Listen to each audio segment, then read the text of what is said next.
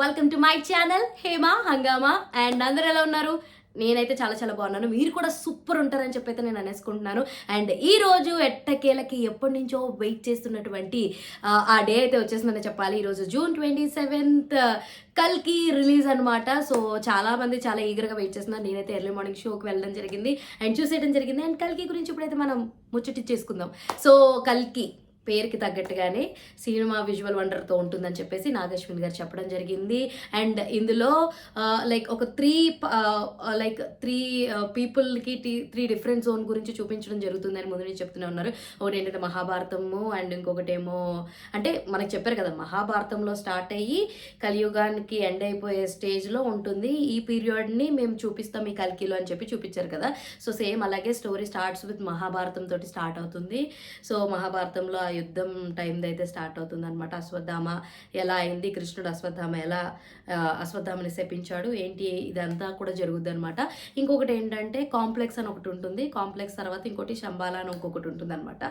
So శంబాలాలో కొంతమంది people అన్న వాళ్ళు ఉంటారు. అక్కడ బాగానే ఆక్సిజన్ చెట్లు ఉంటాయి కానీ చెట్లు అయితే ఎదగవు అనమాట. అలా ఒక శంబాలా అని ఒకటి ఉంటుంది. అది ఏంటంటే చాలా మందికి తెలీదు. సో కాశీ అన్నది ఇట్స్ చివరి ఊరు అన్నట్టుగా వీళ్ళు డిఫైన్ చేస్తారు.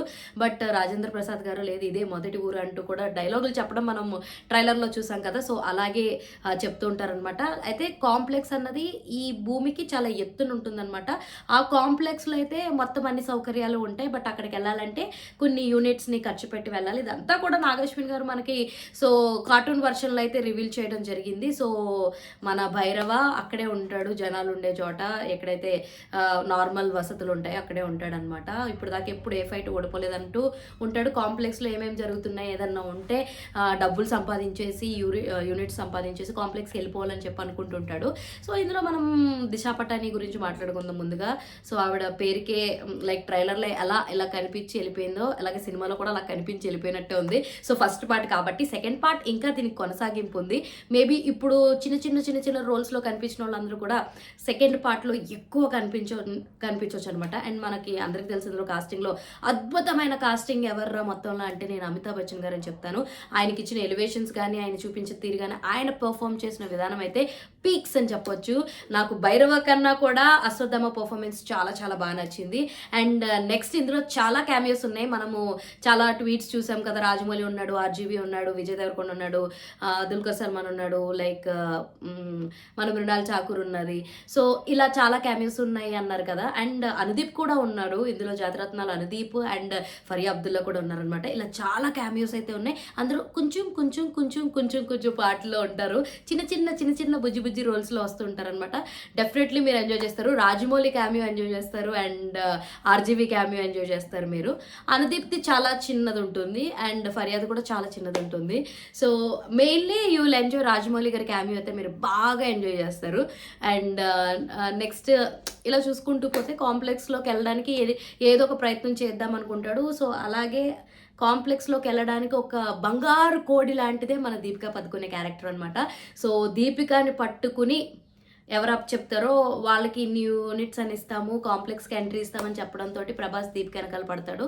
సో అప్పుడే మన అశ్వత్థామ టైం వచ్చింది అని చెప్పి వెళ్ళి మన దీపికాని కాపాడతాడు అనమాట. సో కాపాడిన తర్వాత వీళ్ళందరూ కూడా సంబాలికి వెళ్తారు. సో అక్కడికి వెళ్ళిన తర్వాత మళ్ళా మనోడు చాలా ప్రిపేర్డ్గా వస్తాడు. అప్పటికే మన అశ్వత్థామ దగ్గర చిత్తు అయిపోతాడు మన ప్రభాస్. సో భైరవ అండ్ మళ్ళా వస్తాడనమాట. కాకపోతే ఇందులో చెప్పుకోవాల్సింది ఏంటంటే ప్రభాస్ కామెడీ ఉంటుంది. సో లిమిట్లో ఉంటుంది. కామెడీ చూడడానికి బాగుంది. కాకపోతే ఇంకా ఎమోషన్స్ మీద వర్కౌట్ చేస్తే చాలా బాగుంటుంది అని అనిపించింది. బట్ బుజ్జికి భైరవికి ఉన్న సీన్స్ చాలా చాలా బాగుంటాయి, క్యూట్గా ఉంటాయి, చూడడానికి కూడా చాలా చాలా బాగుంటాయి అనమాట. సో అండ్ ఓవరాల్గా క్లైమాక్స్ ఇంటర్వెల్కి ముందు చాలా బాగుంటుంది, అలాగే క్లైమాక్స్ కూడా చాలా చాలా బాగుంటుంది సినిమాలో. బట్ కొన్ని ఫైట్స్ కొన్ని ఇవేవైతే పెట్టారో ఇంకా కొంచెం బాగా చేసుంటే బాగుండేమో. అక్కడక్కడ ఏదో చిన్నపిల్లలు ఆడుకునే గేమ్ లాగా అలా అయితే అనిపించింది నాకు కొంచెం. అంటే నేను ఎక్కువ ఎక్స్పెక్టేషన్స్ పెట్టేసుకున్న మూలనేమో నాకు అలా అనిపించింది కొన్ని చోట్ల. బట్ అది కూడా ఏంటంటే అది ఇంకొంచెం బాగుంటే విఎఫ్ఎక్స్లో అది ఇంకా చాలా బాగుంటే బాగుండు అనిపించింది. వాళ్ళ గన్స్ కూడా ఏదో వాళ్ళు పట్టుకుంటుంటే అట్టముక్కలు పట్టుకున్నట్టు అనిపించింది అనమాట, ధర్మాకోల్ ముక్కలు మన శంబాలి ప్రజలు ఎవరైతే ఉంటారో. అంటే అట్లా ఎలివేట్ చేసి దాని నుంచి వెహికల్ వచ్చాక అప్పుడు చూడడానికి బాగుంది కానీ మామూలుగా చేతిలో పట్టుకుంటే ఏదో అట్ట ముక్కతో చిన్నప్పుడు ఆడుకుంటుంది చూసారా, అలా అనిపించింది వాళ్ళ గన్స్. సో మొత్తానికి ఫస్ట్ థింగ్ నాగశ్విన్కి దేనికి హ్యాట్స్ ఆఫ్ చెప్పాలంటే, సో ఇలా ఉండొచ్చు అని ఆయన ఒక విజన్ పెట్టుకున్నారు చూసారా, అది మాత్రం నాకు చాలా బాగా నచ్చింది. ఎందుకంటే మనం అసలు ఊహించును కూడా ఉండం ఇలా ఉంటుందా, ఒకవేళ అంతమైపోతే ఇలా ఉంటుందా, ఒకడు నిజంగా మన మీద ఆధిపత్యం చెలాయిస్తే ఇలా ఉంటుందా అని చెప్పి ఆ థాట్ ప్రాసెస్ ఉంది చూసారా, అది అల్టిమేట్ అని చెప్పొచ్చు. దీపిక యాజ్ యూజువల్ చించి పాడేసిన పర్ఫార్మెన్స్. కమల్ హాసన్ గారు చాలా తక్కువ మనకు కనిపిస్తారు, 1-2 సార్లు మాత్రమే మనకు కనిపిస్తారు కమల్ హాసన్ గారు. సో అలా ఆయనదైతే ఇప్పుడు చాలా తక్కువ ఉందని చెప్పాలి పెర్ఫార్మెన్స్ పరంగా. బట్ నెక్స్ట్ సెకండ్ పార్ట్లో అయితే ఆయనదే చాలా ఎక్కువ ఉంటుందని చెప్పి నాకైతే అనిపిస్తుంది. బట్ ఇందులో ప్రభాస్ని 2 అవతారాల్లో చూపిస్తారు. చాలా చాలా చాలా బాగుంటుంది. అదైతే ఎలివేషన్స్ మాత్రం చాలా బాగున్నాయండి అండ్ విజువల్స్ కూడా చాలా బాగున్నాయి. పిల్లలు మాత్రం చాలా చాలా చాలా ఎంజాయ్ చేస్తారు కల్కి సినిమాకి వెళ్తే. లైక్ కొంచెం మనము పవర్ ఆఫ్ రేంజర్స్ ఇలాంటివి చూసినప్పుడు సో ఎలాంటి ఒక ఫీలింగ్ వస్తుందో అలాంటి ఫీలింగ్ వస్తుంది. కొంచెం దానికి మైథాలజీని యాడ్ చేశారు. సో అదే టీం కూడా చెప్తూ ఉన్నారనమాట. సో మొత్తానికి చూసుకుంటే సినిమా అయితే బాగుందండి. ఎక్స్పెక్టేషన్స్ పెట్టుకోకుండా వెళ్ళండి, ఇంకా ఇంకా చాలా బాగా నచ్చుద్ది. సో ఇది ఇవాల్టి అప్డేట్. మరొక అప్డేట్తో మళ్ళీ కలుసుకుందాం. అప్పటి వరకు చూస్తూనే ఉండండి హేమ హంగామా.